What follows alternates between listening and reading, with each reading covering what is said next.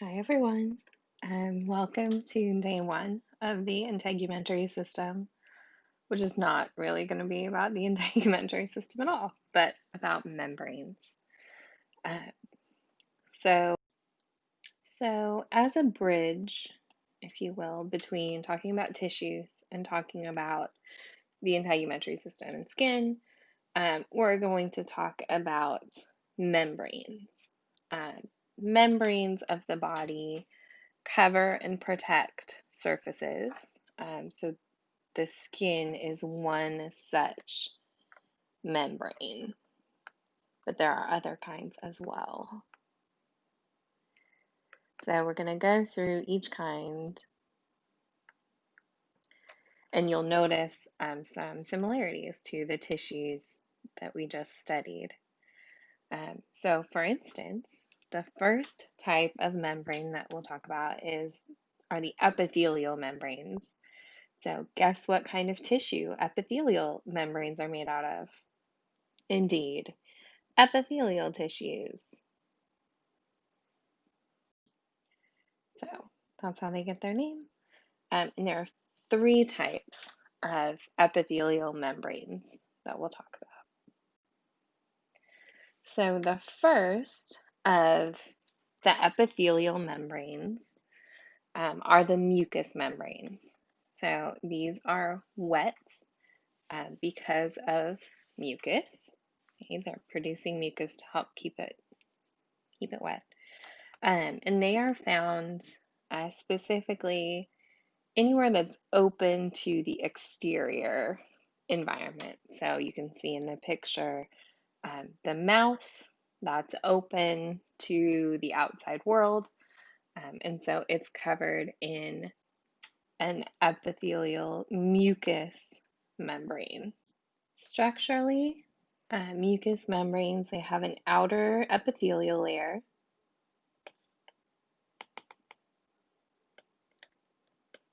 like epithelial tissue we talked about, and then they have a layer of loose connective tissue beneath that connects it to the body. Um, and mucous membranes, you might expect, are sort of known for the fact that they produce mucus. So the job of that mucus, and the reason that it's, kept wet, is for protection. So when we talk about the immune system, and later on this year, we'll talk a little bit about some of the ways that that mucus layer provides a barrier to, bacteria, viruses, and things of that nature. But mucus can also aid in transport. So if you think about food, for instance, as you chew up your food, it gets wetted with saliva, and then that helps it travel down through the digestive tract. Serous membranes, on the other hand, are also wet like mucous membranes, but they are found only in the interior of the body. So they're places that are not open to the outside. So like in your thoracic cavity, for instance. So I'm going to write a couple of examples and then I will talk about them. So the three examples, and these are just three of several, are the pleura and the pericardium and the peritoneum. That peri prefix means surrounding. So the pleura is the serous membrane around the lungs. And the pericardium is the membrane around the heart. And I'll show you a picture of that in a minute. And then the peritoneum is the serous membrane kind of around all of the intestines and things in the abdominal cavity.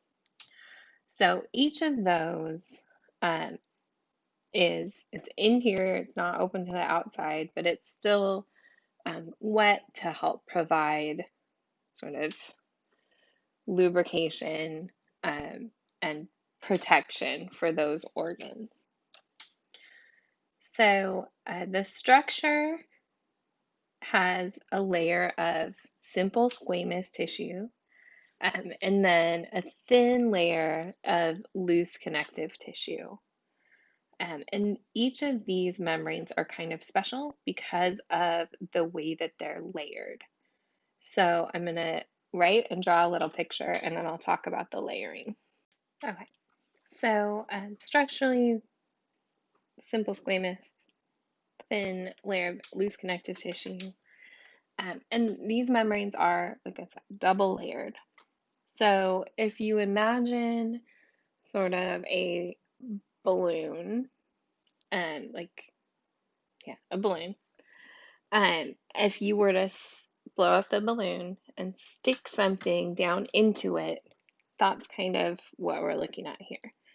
So here is my awesome artistic rendering of the heart. And so the pericardium is the membrane surrounding the heart. Okay. And so the visceral layer of the pericardium is up against the heart. There, the green layer. And then the parietal layer is against the body wall, like the thoracic cavity wall. But these are connected. So it's as if, like I said, you blew up a balloon and then stuck the heart down in there. And then there's serous fluid in between to help with protection and to minimize friction.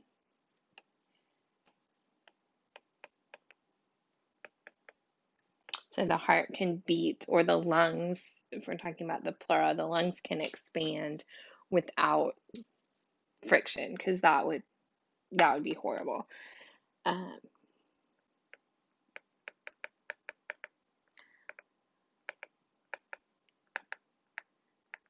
So for protection and friction minimization, so the organs can move without getting stuck. So there are a couple of pictures next just to kind of see what I was talking about. So here you can see that balloon example. So the membrane is continuous, but the visceral part of the membrane is there right up against the heart. And then the parietal membrane is on the outside. So it's one membrane with a space of serous fluid inside of it, and then it's connected to the body. And here you can see the same thing with the pleura. And right up against the lungs is the visceral pleura, and then against the chest wall is the parietal pleura. And then there's the pleural cavity, where the serous fluid is to help it expand.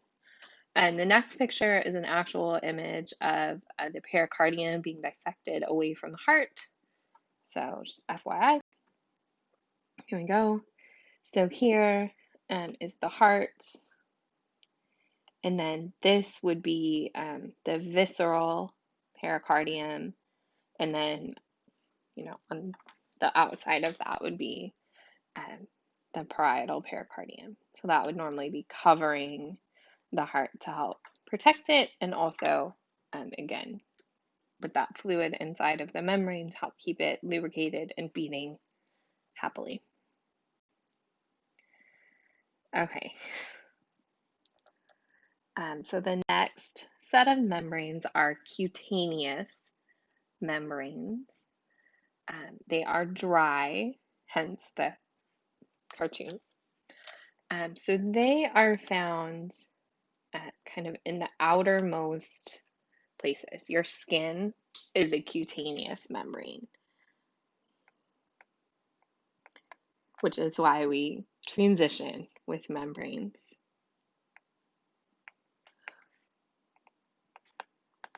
So skin is cutaneous. So the structure of this cutaneous membranes, and again, we'll talk more about this as we talk about the skin more specifically. Uh, but structure and function always go together. So um, from superficial to deep, okay, so on the outside there is keratin, which is a protein. It's what makes it like your hair and nails. But it also, the outermost layers of your skin get keratinized as well to help um, preserve moisture and things like that. Idified,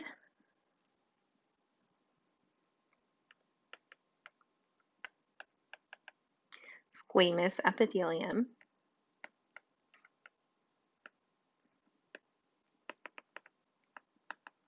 So there's lots and lots and lots and lots of layers.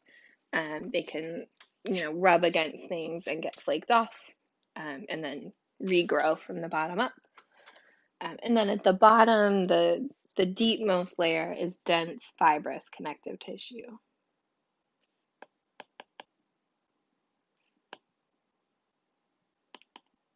To help, hold everything together.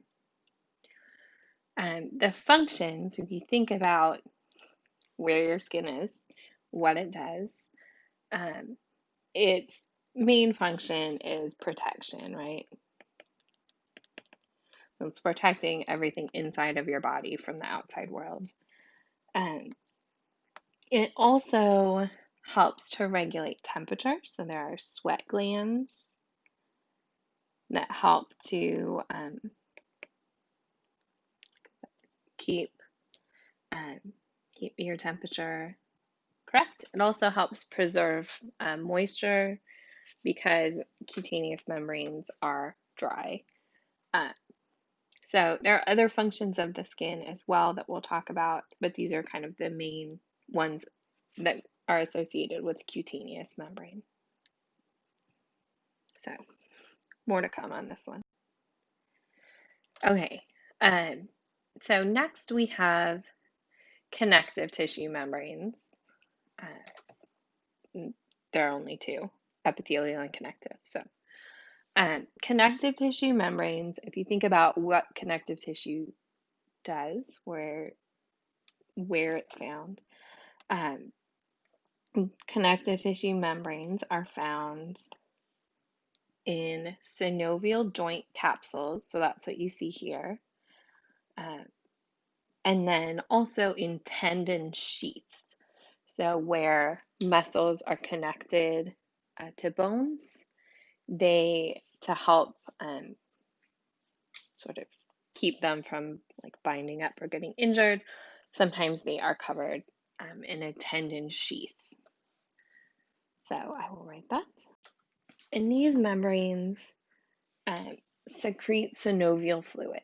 So synovial fluid is the fluid that's in your joints to help provide cushioning.